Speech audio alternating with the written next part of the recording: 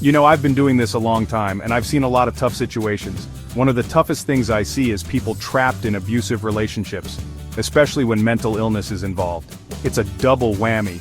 You're dealing with the abuse itself, and then you're also trying to navigate the complexities of bipolar disorder. It's like walking on eggshells in a minefield. But let me tell you something. No one deserves to live in fear, and you don't have to. You deserve respect, you deserve safety, and you deserve happiness. There is hope, there is help, and there is a way out.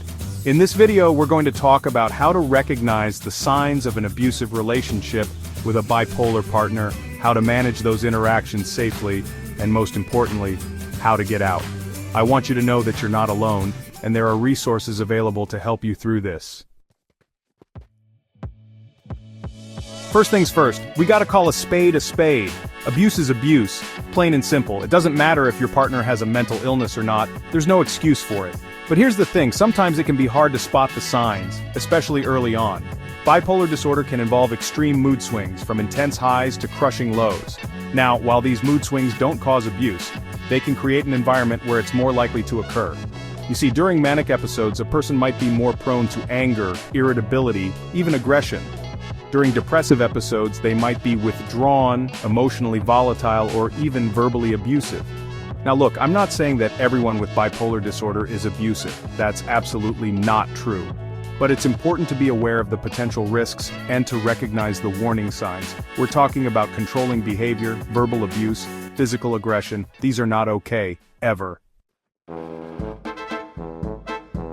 So, how do you deal with someone who has bipolar disorder and is also abusive?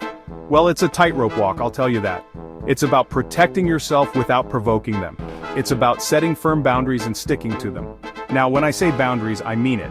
This is about your safety and your sanity. You need to be clear about what you will and will not tolerate. And don't be afraid to enforce those boundaries. If your partner starts yelling, walk away.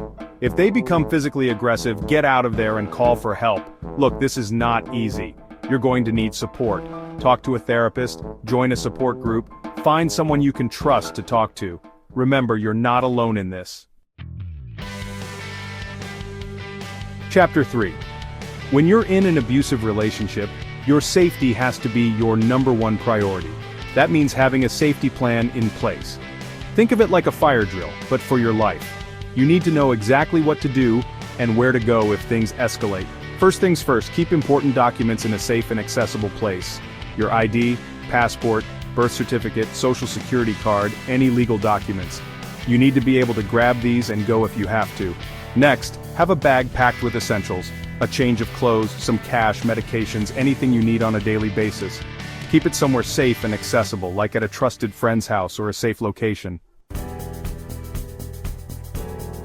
Chapter 4. Now, I know this is a tough one.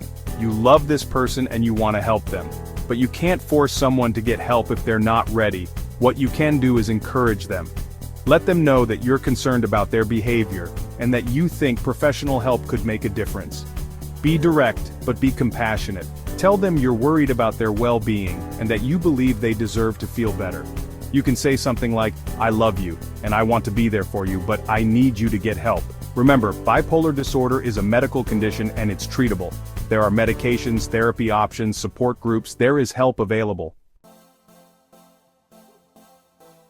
Chapter 5. Getting out of an abusive relationship is never easy, but it's crucial for your safety and well-being. Remember, you deserve to live a life free from fear and abuse. Planning your exit is essential.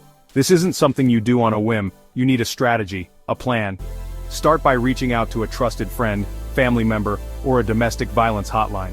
They can provide invaluable support, advice, and resources to help you navigate this difficult time. Remember, you don't have to do this alone. When the time comes to leave, choose a moment when you can do so safely. This might mean waiting for a time when your partner is not around, or when you have a window of opportunity to leave unnoticed. It's all about minimizing the risk to yourself. Look, I'm gonna level with you. Leaving an abusive relationship, especially when bipolar disorder is involved, is one of the toughest things you'll ever do. But let me tell you something. You are stronger than you think.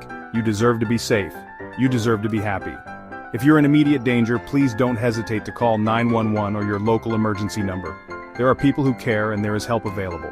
Remember, your safety and well-being are the top priority. Don't wait another minute, reach out, get help, and start building the life you deserve. You are not alone. Remember that. Contact the Domestic Abuse Hotline for immediate help and support.